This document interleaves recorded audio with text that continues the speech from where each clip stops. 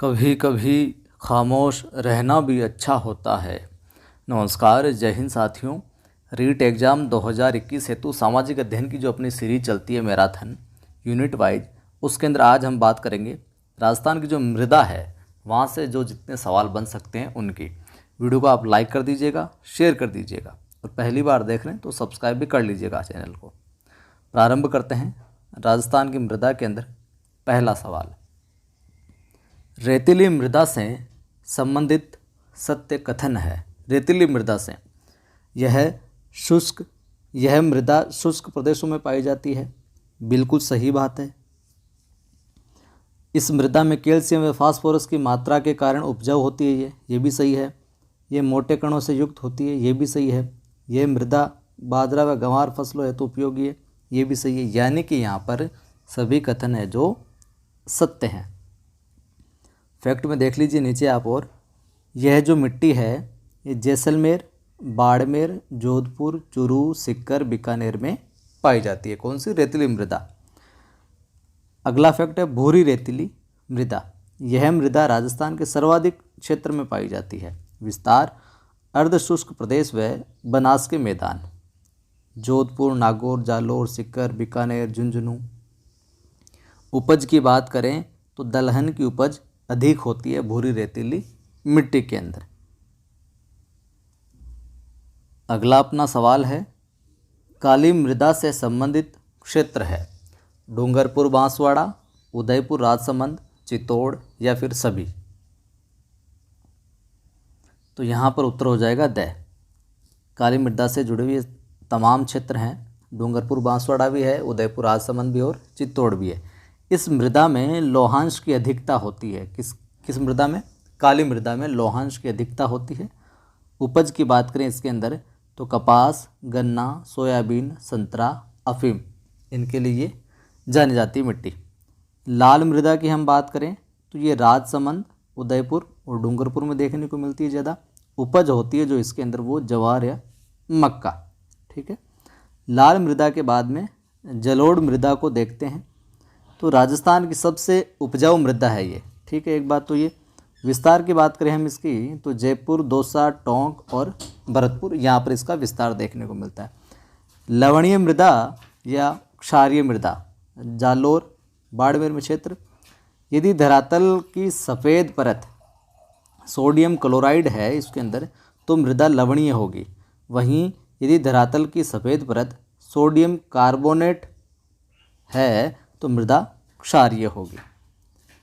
अगला सवाल है अरावली पर्वतीय प्रदेश में पाई जाने वाली पर्वतीय या वनीय मृदा की प्रकृति होती है लवणीय, अम्लीय, क्षारीय या फिर उदासीन। तो उत्तर हो जाएगा अपना यहाँ पर ब, अम्लीय। फैक्ट देखिए, इस मृदा को उपचारित करने के लिए चूने का पत्थर मिलाया जाता है इसमें। नागौर व पाली की पीली भूरी रेतीली मृदा तिल की फसल हेतु उपयोगी है।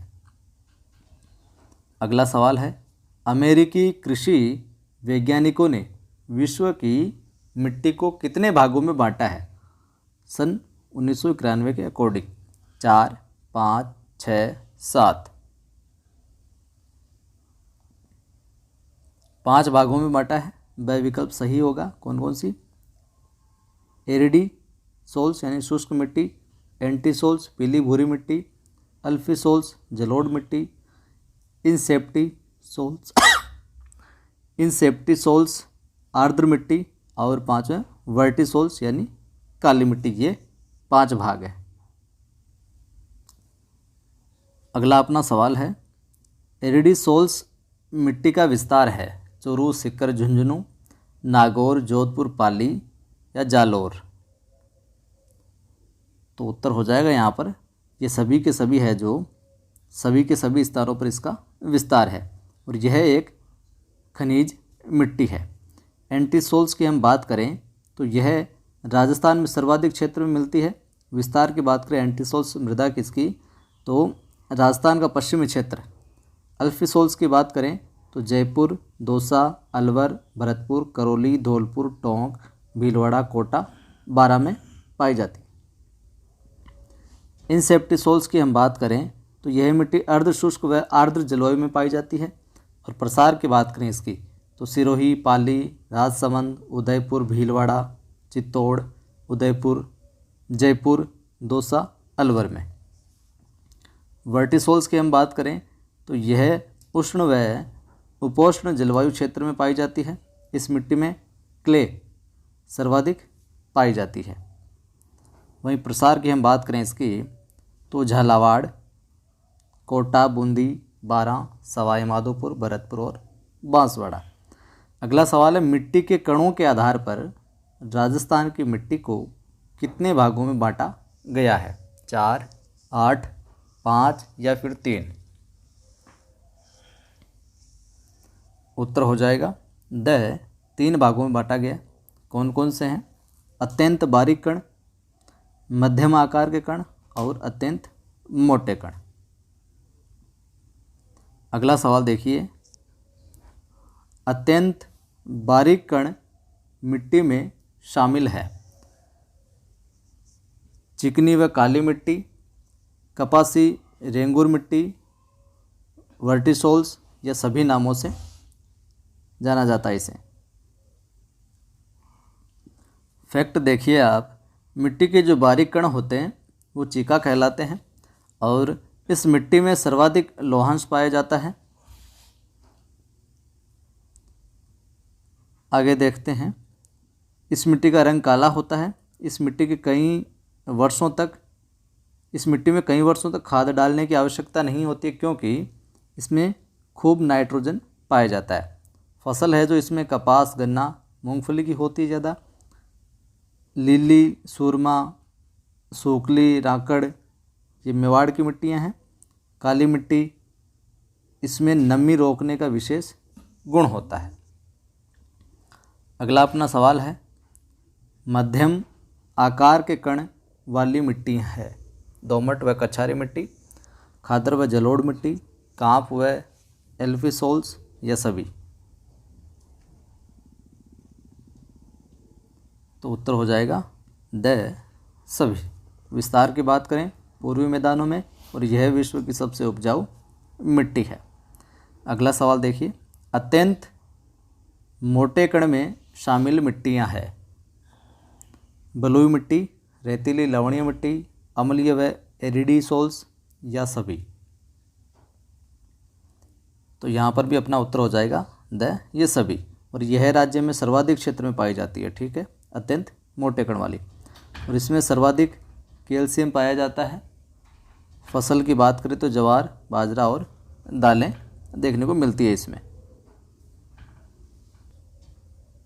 अगला सवाल अपना, पीएच मान के आधार पर मिट्टियों का भाग है या मिट्टियों कितने भाग हैं? 2, 3, 4 या फिर 5? तो उत्तर हो जाएगा अपना ब। पीएच मान के आधार पर जो मिट्टियों का भाग है वो है 3 भाग हैं। कौन कौन से? जिसका पीएच मान 7 होता है वह उदासीन उपजाऊ मिट्टी है, और जिसका पीएच मान 7 से कम होता है वह अम्लीय मिट्टी है, और जिसका पीएच 7 से अधिक होता है वह लवणीय क्षारीय ऊसर मिट्टी कहलाती है। अगला सवाल देखिए, मिट्टी में उपस्थित सबसे उपजाऊ तत्व हुमस के अपरदन से मिट्टी की उत्पादकता कम होती है। यह प्रक्रिया रिक्त स्थान कहलाती है। मिट्टी का क्षरण, मिट्टी का जमाव, मिट्टी की रेंगती हुई मृत्यु या फिर मिट्टी का आवरण? उत्तर हो जाएगा स, मिट्टी की रेंगती हुई मृत्यु कहलाती है। मृदा का अपरदन कृषि का क्षय रोग कहलाता है।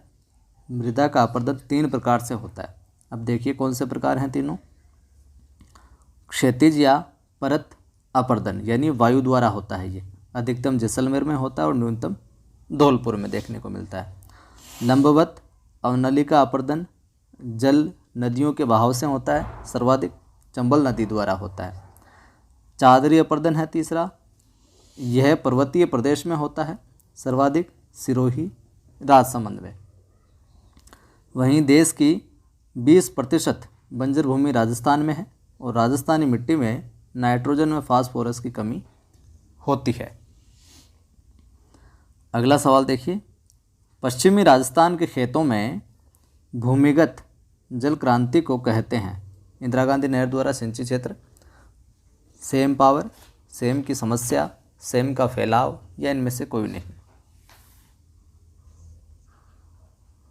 उत्तर हो जाएगा ब। और इस जल क्रांति से नीचे से ऊपर की ओर कोशिकाओं द्वारा रिसाव की प्रक्रिया से पश्चिमी राजस्थान की मिट्टियाँ अम्लीय व क्षारीय बन जाती है। सेम की समस्या से प्रभावित जो सर्वाधिक स्थान है हनुमानगढ़ एवं बड़ी पोल गांव। राजस्थान में मरुस्थलीकरण का सबसे बड़ा कारण है वनोन्मूलन, ठीक है, अनियंत्रित पशुपालन व वर्षा की कमी भी। जैसलमेर का नाचना गांव रेगिस्तान प्रसार हेतु प्रसिद्ध है। अगला सवाल है, राष्ट्रीय कृषि आयोग ने कितने जिलों को मरुस्थलीय जिले माना है? 10, 13, 14 या फिर 12? उत्तर हो जाएगा द, 12 डिस्ट्रिक्ट को। फैक्ट देखिए, राजस्थान के 16 जिलों में मरु विकास कार्यक्रम चलाया जा रहा है, जिसमें 75% केंद्र व 25% राज्य सरकार का खर्च होता है। 75-25 का रेशो है। देश के 142 डेजर्ट ब्लॉक में से 85 राजस्थान में है। कुछ शब्दावली है। पाणो माफ़ कीजिए, पाणो यानी तालाबों खड्डों में पानी व दलदल सूखने पर उपजाऊ मिट्टी की परत जमा होना। बांजड़ राजस्थान की अनुपजाऊ मिट्टी। चाही राजस्व की दृष्टि से सिंचित भूमि। बारानी असिंचित भूमि। आगे देखिए, मृदा में लवणीयता समस्या मिटाने हेतु उपयोग रॉक फॉस्फेट। मृदा में क्षारीयता समस्या मिटाने हेतु जिप्सम का प्रयोग और मृदा में उर्वरकता बढ़ाने हेतु उड़द का उपयोग किया जाता है। तो ये थे अपने राजस्थान की मृदा से जुड़े हुए तमाम सवाल। वीडियो को लाइक नहीं किया तो लाइक कर दीजिए, आप शेयर भी कर दीजिए और पहली बार देख रहे हैं तो चैनल को सब्सक्राइब करके बेल आइकन को क्लिक कर लें ताकि आने वाली वीडियोज़ की सूचना आपको मिलती रहे। फिर मिलते हैं।